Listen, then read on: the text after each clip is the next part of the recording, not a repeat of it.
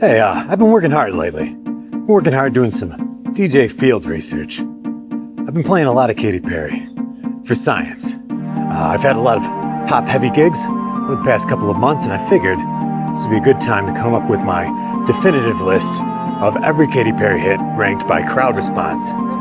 This was an incredibly difficult field research, to be honest, because, quite frankly, these songs just work. Katy Perry's got hits. She's got hits like few artists really do. In fact, I might put her toward the top in terms of sheer number of hits that work on a pop crowd. Now, believe it or not, Katy Perry was actually the second artist in history to have 5 #1 hits off of one album. That's a lot of fucking hits. And this was back before streaming, back when it really counted. Now, the second in history, you know what #1 was? Think about it for a second. The first artist to have 5 #1 hits, the only other one who had at that point. It's Michael fucking Jackson. I think that's all we need to say going into this Katy Perry segment.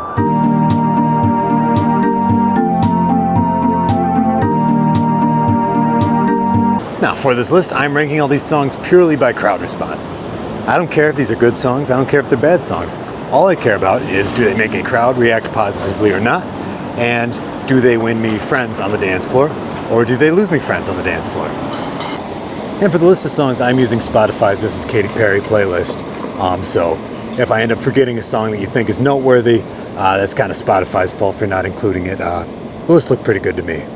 And for this list, we are going to be going in classic reverse order. So we're going to be starting with the least useful songs, and we're going to be moving our way on up to our #1 pick. So because of that, this first part of the list, not going to be super useful.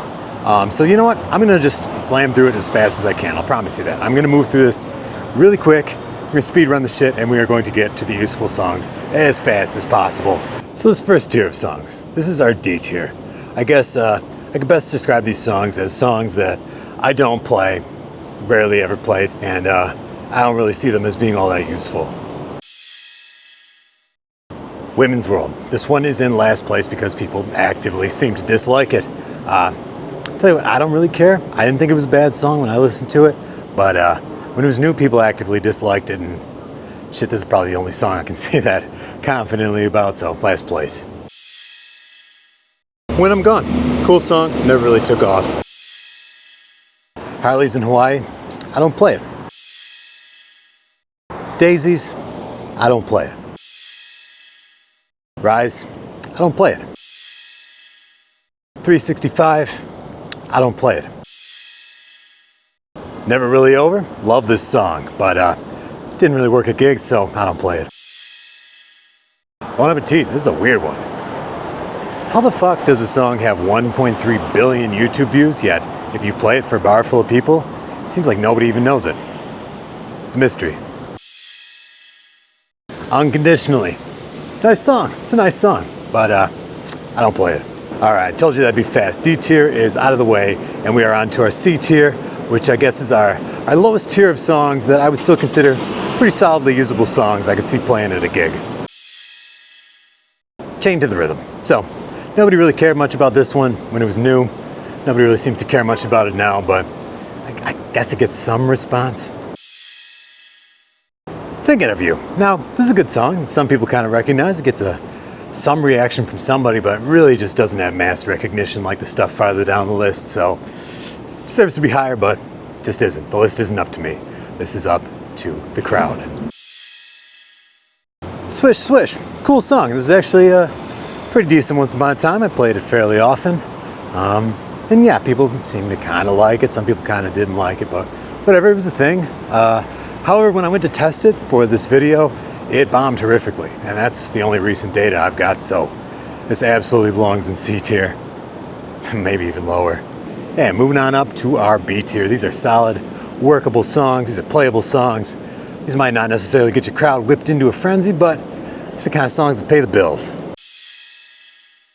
Roar! So, first off, shout out to the Brill's Trap remix, which I used to play quite a bit back in the day.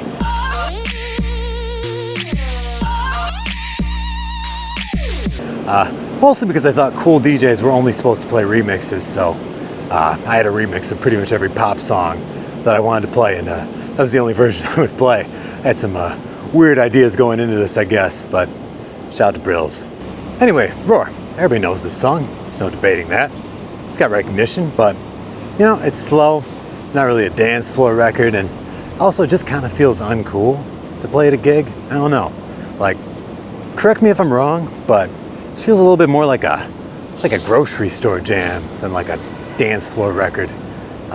Again, might be wrong on this, but just don't like how it sits in a room. Like, I don't know, if I'm gonna slow things down that much, like in the middle of a dance set, I don't know, I'll play something like Halo by Beyonce, or I don't know, Best Love Song, something that's actually gonna work. I don't know. I couldn't put it any lower because it is just like that recognizable and people know it, but not really a winner for me. Feels. Now, I remember really digging this one when it was new. It's a cool relic of like an interesting time in Calvin Harris's career when he was doing these cool like funk collabs, and it's a good song. And it's good to have in your library. Now, is it gonna whip the dance floor into a frenzy? Absolutely not. And it really didn't even when it was new, but it's a cool song. I remember my guy Joey Leto telling me at the time, like, Steve, this is a future classic. People are gonna be listening to this decades from now, and you know, I don't know about that, but it's solid. Wide Awake. Now, it's not bad. It's kind of slow. It's not really gonna be a big hit on the dance floor, but yeah, it's not terrible either. It's not bad.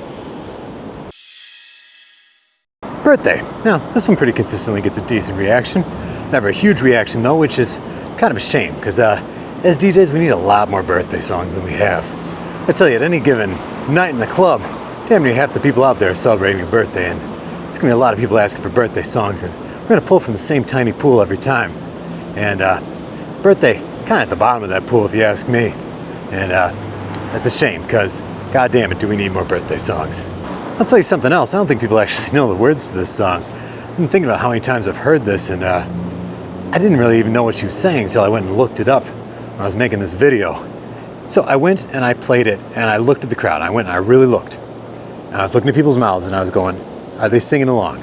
And I tell you, you know what I saw a lot of was people doing that thing where you're pretending to sing along, so it looks like you're like singing along and like getting into it, but you don't really know the words. You know the thing I'm talking about.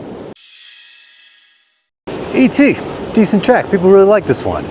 Really only loses points just because of how little actual dancing it seems to inspire when I play it in a pop room. I think the world of pop music these days is really dominated by just up-tempo, jump-up sort of songs, and something slower like this is just going to lose points because of that.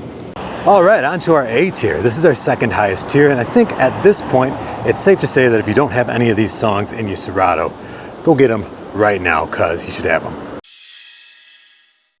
Waking Up in Vegas, let's fucking go. Love this song. This is a great song. Gets great pop and energy. People love singing along to this one, and you know what else it gets points for is I don't think a lot of DJs are playing it. I think it is highly underutilized, and I think people get extra excited when they hear a song that they're not used to hearing out. So, if you're not playing it, go get it and play it, and I think you're gonna be glad you did. Oh, tell you, it's hot as shit out here, but now I'm this far into the video, I feel like I gotta finish it. Gotta finish it now that I got some momentum here.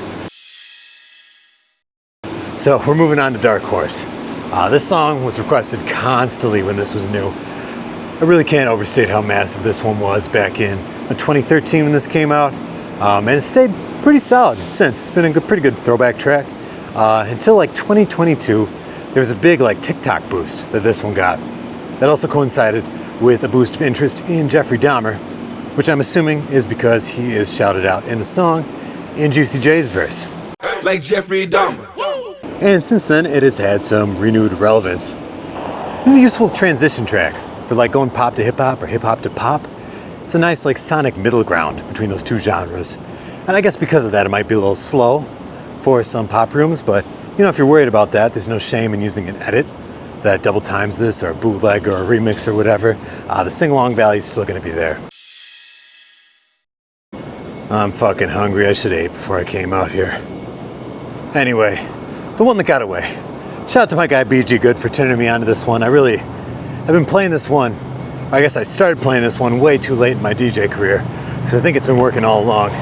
Great sing-along track. It's got a mashup of this one with levels that works really well in pop EDM rooms.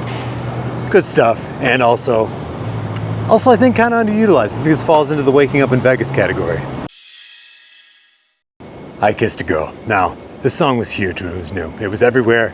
It was unavoidable. Everybody heard it a lot, whether they liked it or not. And because of that, it just has massive mass recognition. And I think these days, with everything getting more and more fragmented and people having less and less musically in common with each other, I think that just is going to have some strength. I think any song that everybody knows is going to have some power on the dance floor, which this one certainly does. It's a solid, strong sing-along track. It definitely works at gigs. I think really the only thing that loses this points is that, I don't know, it just feels kind of lame. I don't know. Like, as a DJ that hyper-focuses on pop music, I'm always searching for this kind of alternative version of cool, I guess. And it's kind of hard to pin down what I'm talking about, but I'm always striving for more of this in a pop set. I should do a video about this sometime. It's an interesting concept. But basically, some songs are cool. Something like Call Me Maybe by Carly Rae Jepsen, or like Take It Off by Kesha, or Von Dutch by Charlie XCX. Those are cool songs. Whereas I Got a Feeling by Black Eyed Peas, or Raise Your Glass by Pink, or this song, I Kissed a Girl. It's just not as cool, and it's just how it sits in a room. Now, just because this song isn't cool, I mean, that doesn't mean it doesn't belong in your set list. It is definitely a super usable song people are gonna like, and they're gonna recognize. I just think if your pop set is dominated by songs that are uncool, I think over the course of a night, I think it's just gonna end up costing you points with the crowd. Like, I don't wanna get too into it in this video, but for this reason, this isn't as high up on the list as maybe somebody else might have put it, but still definitely a heavy hitter, and still definitely a strong song that you should be playing sometimes. And now on to our S tier at last, our absolute highest tier of Katy Perry songs, absolutely essential Katy Perry, the strongest songs in her library, the ones that will whip your crowd up into a frenzy. And I'm glad we're here because I'm hot as fuck and I'm hungry. Last Friday Night, great track, huge sing-along response, absolutely belongs in S tier. And I tell you what, I originally had it in a lower tier, but before I made this video, I went and I ran this list past my buddy Sean, and I was just like, hey, I'm thinking about making a video about, Katy Perry hits ranked. Let me know if there's anything that's totally wrong about this list. He's like, looks about right, but Last Friday Night, that belongs way higher because that's huge. It was one of the biggest songs for him recently. And tell you, I went and I tested it for the making of this video, and shit, Sean was right. This song is massive. Absolutely belongs in S tier. It also has a lot of weird, memorable lyrics, which I like a lot. I guess any song that has the lyrics I remember gets bonus points. I think crowds just like that. When a song has like weird sing-along parts, this song mentions pink flamingos, mentions barbecue, ginger ale, a menage a trois, DJ's passed out in the yard, a lot of good lines. She even says epic fail, which kind of dates the song, but in an endearing way that I think works. Part of Me, another great song, absolute beast of a chorus. People love singing along this one. She does rhyme me with me, but I think in this context it works, and I don't think anybody gives a shit. It's got a great sing-along chorus. I was sleeping on this one actually. I didn't play this one much until maybe a couple years ago, and I regret not doing it because it's been massive at my gigs. Shout out to my guy Sellout MC. He made a great edit of this one that bumps it up to 140 BPM. So I can play it when I'm doing my every time we touch kind of stuff, and gets the job done in that BPM range as well. California Girls. Now, if you ever heard me play in Milwaukee during the several-year window in which I played this song at virtually every pop gig I did, what you heard was the California Girls Crab Rave mashup by Tonic. One of my absolute favorite mashups of all time. It really beefs up California Girls in a nice way, and it's a dynamite way to sneak Crab Rave into a pop set, which I'm always glad to do. Crab Rave, not exactly mass recognition, but if somebody knows it, they're gonna be pretty pumped to hear it in a pop set. And I've gotten a lot of compliments on this one. Go look it up. Now, great edit aside, I think even if I only had the original version of this song, I think this would still be deserving of its 4th place spot. I mean, people sing along to this one loud. I mean, that some of the loudest singing you'll ever hear to like a non-word. Hell, this song's even got a Snoop Dogg verse, which I guess if you're familiar with Snoop's library of work, it's not that big of a deal. I mean, goddamn, has he been featured on a lot of songs, but still, cool, nice touch. Top tier stuff. Firework, here we go. Classic heavy hitter. More people probably know this than damn near anything out of the 2010s. And just based on that, I mean, this is gonna get a great reaction. I made a slam edit of this one that goes, you just gotta ignite and it just goes right into the chorus that has done a lot of really great things for me. And according to my friends, it's really worked well at their gigs as well. Only big downside of this edit is that it entirely skips the plastic bag part, and I just kind of like the plastic bag part. Really the only thing holding it back from potentially being higher, hell, from potentially being number one, is that it's just super played out at this point. I mean, it's a really obvious pick for DJs, and because of that, I think it's much less likely to excite anybody specifically. Like, I don't think anybody's going home at the end of the night going like, oh, can you believe the DJ played Firework? Like, that was crazy. Like, But, you know, this undebatably works. Huge song. It's a great reaction. But not number one. And also, I think it's got a weaker bridge than the other two songs we're going to get to. I mean, boom, boom, boom, even brighter than the moon. What is up? This is DJ Digital Dave, and I'm here to tell you the number one Katy Perry song that you should be playing, and it's not even close. It is Teenage Dream. From a critical acclaim standpoint, this is, in my opinion, by far Katy Perry's best song. It is aged like a fine wine. It is more critically acclaimed now than 15 years ago when it came out. And there was a point in time where I would have said Firework probably, and there was a point in time where Firework probably got the biggest reaction.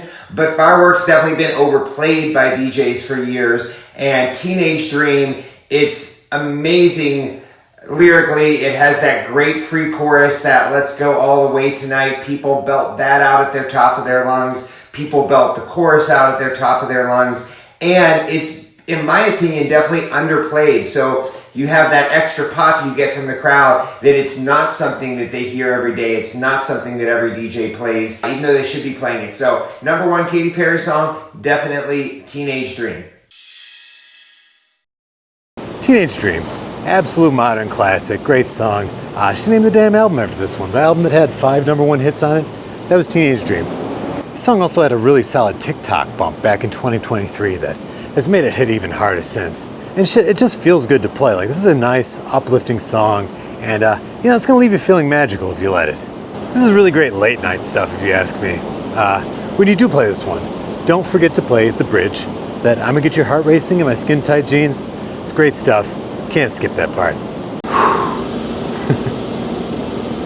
I tell you what, it is fucking hot out. I'm hungry, I'm thirsty, I'm sweaty. I think I'm just gonna grab some halal and call it a night. And we'll check back in tomorrow and we'll talk about my absolute number one pick for Katy Perry songs as ranked by crowd response. Alright, we finally made it back out and it is gorgeous tonight.